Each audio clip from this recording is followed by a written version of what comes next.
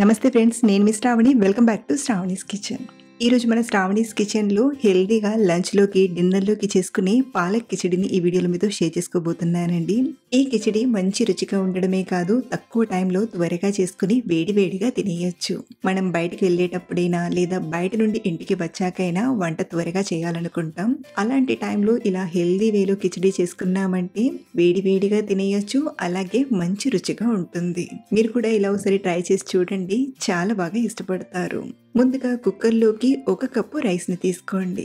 Wait wise 200 గ్రాముల వరకు ఇలా రైస్ని తీసుకొని 2-3 సార్లు బాగా కడిగి తీసుకోండి. ఇలా కడిగిన బియ్యంలోకి పప్పును తీసుకుందాం. ఇక్కడ నేను అరగంట ముందుగానే 150 గ్రాములు అంటే 1/4 కప్పు కందిపప్పును తీసుకొని కడిగి నానబెట్టాను. ఇలా మనం పప్పుని కొంచెం ముందే నానబెట్టుకుంటే త్వరగా ఉడుకుతుంది. ఇలా పప్పులోని నీళ్ళన్నీ వంపేసి పప్పును తీసుకోండి. మీరు కావాలంటే బియ్యం పప్పు ఒకేసారి కడిగి ఒక అరగంటైనా నానబెట్టచ్చు. ఇప్పుడు ఇందులోకి మనం తీసుకున్న కప్పుతోనే ఒక 4 కప్పుల నీళ్ళను తీసుకోండి. అలాగే ఇందులోని ఒక 1/2 టీ స్పూన్ పసుపుని తీసుకొని కలిపి మూత పెట్టి ఒక 3 విజిల్స్ వచ్చేంత వరకు ఉడికించండి.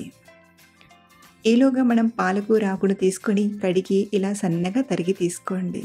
మనం తీసుకున్న ఈ క్వాంటిటీకి ఒక 3 కప్పుల పాలకూర ఆకైతే సరిపోతుంది. 3 విజిల్స్ తర్వాత విజిల్లోని గాలంతా పోయాక చూపిస్తున్నాను. చూడండి, అన్నం పప్పు మెత్తగా ఉడికిపోయాయి. ఇప్పుడు మనం ఈ రైస్ని కొంచెం పల్చగా చేయడానికి ఇందులోకి ఒక 3-4 కప్పుల నీళ్ళను తీసుకోండి. మనకు కిచిడీలా కొంచెం జారుడుగా ఉండాలి, మరీ గట్టిగా ఉండద్దు, అలానే మరీ పలుచగా ఉండద్దు. ఇక్కడ నేనైతే ఒక 4 కప్పుల వరకు నీళ్ళను తీసుకున్నాను. మీరు కూడా ఇలా చూసుకుంటూ పెరుగులా ఇలా కొంచెం జారుడుగా ప్రిపేర్ చేయండి. ఇప్పుడు దీన్ని మళ్ళీ స్టవ్ పైన పెట్టి ఇది ఉడకడం స్టార్ట్ అయ్యాక మరొక 2-3 నిమిషాలు ఉడికిస్తే సరిపోతుంది. ఒక పక్కన ఇది ఉడుకుతూ ఉంటుంది, మరో పక్కన ఇంకొక కడాయిలోకి ఒక 2-3 టేబుల్ స్పూన్ల నెయ్యిని తీసుకోండి. ఇక్కడ నేను పోపు కోసం మొత్తం నెయ్యినే వాడుతున్నాను. మీరు కావాలంటే ఫ్లేవర్ కోసం కొంచెం నెయ్యిని, మిగిలింది నూనెనైనా వాడొచ్చు. నెయ్యి వేడయ్యాక 1/2 టీ స్పూన్ ఆవాలను, 1/2 టీ స్పూన్ జీలకర్రను, అలాగే 1/2 టీ స్పూన్ ఇంగువను తీసుకుని ఫ్రై చేయండి. ఇది ఇలా కాస్త ఫ్రై అయ్యాక ఇందులోకి ఒక 4-5 పచ్చిమిరపకాయ ముక్కల్ని, అలాగే కొంచెం కరివేపాకుడు తీసుకుని ఫ్రై చేయండి. ఇవి ఇలా కాస్త వేగాక ఇందులోకి ఒకటి సన్నగా తరిగిన ఉల్లిపాయను తీసుకొని బంగారు రంగు వచ్చేంత వరకు ఫ్రై చేయండి. ఉల్లిపాయలు కూడా ఇలా చక్కగా వేగాక ఇందులోకి ఒక 1/2 టీ స్పూన్ పసుపుని, రుచికి సరిపడా ఉప్పును తీసుకోండి. అలాగే 1 టీ స్పూన్ కారం, 1.5 నుండి 2 టీ స్పూన్ల ధనియాల పొడిని తీసుకోండి. అలాగే 1/2 టీ స్పూన్ గరం మసాలా పొడిని తీసుకొని ఒకసారి బాగా కలపండి. ఇలా కలిపేటప్పుడు మసాలాలేవి మాడిపోకుండా ఉండడానికి కొంచెం నీళ్ళను తీసుకుని కలపండి. అలాగే ఇందులోనే 1 టీ స్పూన్ అల్లం వెల్లుల్లి పేస్ట్ని తీసుకోండి. నిజానికి అల్లం వెల్లుల్లి పేస్ట్ని పచ్చిమిరపకాయలు తీసుకున్నప్పుడే తీసుకోవాలి.